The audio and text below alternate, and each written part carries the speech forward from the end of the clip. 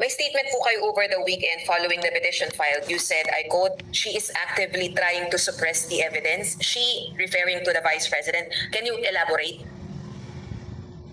Tama po yun kasi kasama po doon sa mga hinihingi po ng petisyon ng mga abogado po na ating po pangalawang Pangulo ay yung pong pagpapatigil nito po proceedings at pangalawa, yung pong pagpapatigil po ng proseso po ng salpina. Pero katulad po ng binabanggit ko, kasama Ito na mga kababayan, nakahanap na po ng katapat ang mga congressman na nagpupursige di umanong ma-impeach ang Vice Presidente Inday Sara Duterte sa pangunguna ni Hervile Luistro, Antonio Tinio, Terry Raidon, Rene Co, at marami pang iba. Ito mga kababayan ang di pa nakikilalang isang attorney ang nagtrending ngayon sa social media matapos niya suplakin ang mga maling proseso sa impeachment ng pangalawang Pangulo. Panoorin. Thank you so much and good morning po, Ma'am Bibi Jel Rosanes. Shout out po sa inyo at sa buong angkan mo po. Mga kababayan, may mga pahayag mula kina Antonio Tinio, Percival Sindanya at ilang commentators tulad ni Lovely Granada na nagsasabing ang hindi pagdalo ni VP Sara Duterte sa House impeachment proceedings ay pambabastos, pagtatago at pag-iwas accountability. Let's examine that legally, not emotionally. Because in law, mga kababayan, labels are irrelevant. Facts and process are everything. Under the 1987 Constitution of the Philippines, ang House impeachment stage ay hindi pa trial. Ito ay preliminary stage lamang para alamin kung may probable cause, hindi kung guilty o hindi. So ang tanong mga kababayan, on what legal basis ninyo sinasabing ang hindi pagdalo ay pagtatago o guilty behavior kung wala pa namang paglilitis? Kung wala, then those statements are not legal conclusions. They are opinions disguised as judgment. At linawin lang natin ito, hindi lang si VP Sara Duterte ang hindi dumalo. Ayon sa mga ulat, hindi rin agad lumahok ang kanyang legal team sa puntong iyon. So, ibig sabihin mga kababayan, hindi ito simpleng pag-iwas. Ito ay isang legal decision, isang strategy. Sinasabi na pambabastos daw ang hindi pagdalo. Pero sa ilalim ng batas mga kababayan, hindi required ang personal attendance sa ganitong preliminary stage. Personal attendance is not always mandatory. Walang batas na nagsasabing ang hindi pagdalo sa stage na ito ay katumbas ng pagkakasala. At higit pa doon, may karapatan ang isang respondent na i-challenge muna ang proseso bago humarap o sumagot. Because due process mga kababayan is not just the right to be heard. It is also the right to ask, fair ba ang prosesong ito?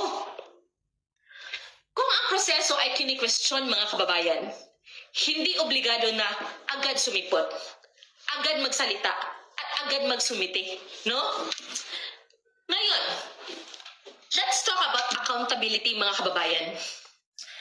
Accountability is not measured by attendance. It is measured by evidence, tamang proseso, at tamang forum. No? At hindi pa iyon nangyayari sa stage na ito mga kababayan. So, kapag sinabi mong hindi siya dumalo, kaya guilty o nagtatago, ang ginagawa mo, binabaliktad mo ang batas. Because under the doctrine of presumption of innocence, mga kababayan, hindi accused ang magpapatunay ng innocence. Accuser ang may burden ng proof. Kuha ninyo? So, when critics say, sumipot ka, patunayan mong inosente ka, the proper legal response is no. Mag-present kayo ng ebidensya. No? Let me ask directly, are these proceedings a trial? If yes, mali kayo. If no, bakit trial ang expectations ninyo? Do you have the power to convict?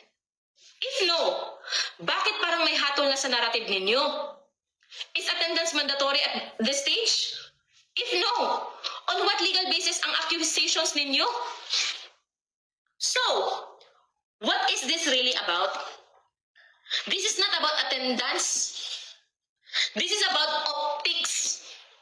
O kung paano ito pinapalabas sa publiko, hindi kung ano ang totoo. Kapag sumipot, defensive.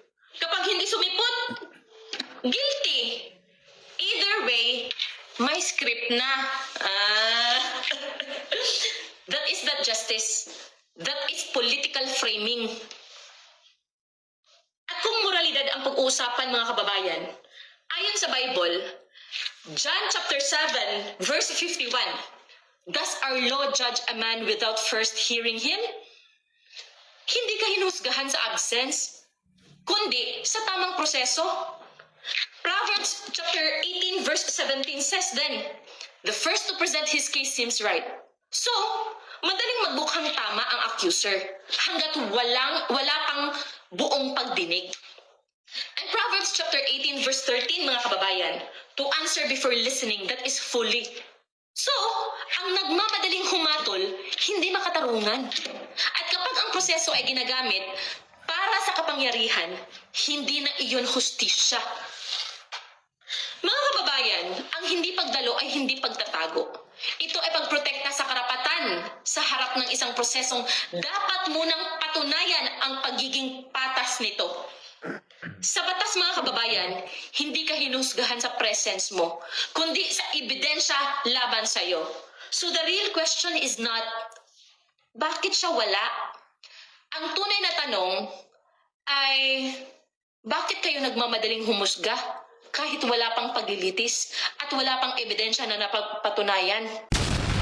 Kung walang specific provision na nilabag, kung walang specific provision na nilabag, kung walang intentional act, then legally, no culpable violation. Ground 2, betrayal of public trust. Ang legal standard dito is based on jurisprudence like impeachment cases. Must be grave, must be manifestly wrongful, must cause clear public harm. So ang tanong ko, ano ang konkretong betrayal? Nasaan ang measurable damage? May direct evidence ba? Hindi sapat ang political disagreement, public dissatisfaction, at social media outrage. Mga kababayan, opinion is not evidence. Kung walang grave misconduct, no betrayal of public trust. Ground 3, graft and corruption. Ang legal standard nito, dapat may misappropriation ng public funds, may personal gain, may documented evidence. At tandaan, under Article 90, ang Commission on Audit o COA ang nag-audit ng public funds. So my questions, nasaan ang COA adverse findings? Nasaan ang paper trail? Nasaan ang personal gain? COA cleared her, mga kababayan. And COA findings are clean.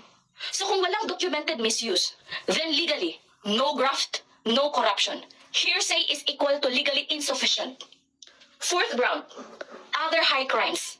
Ang legal standard nito must be a defined offense under law, must be serious, must be proven with evidence. So my questions, anong specific crime? Defined ba ito sa batas? Nasaan ang proof? Ang defined accusations is equal to no case. So, no defined crime, no proof, no high crime. Mga kababayan, tandaan ninyo, impeachment is not a numbers game. Hindi ito paramihan ng galit. Paramihan ito ng ebidensya.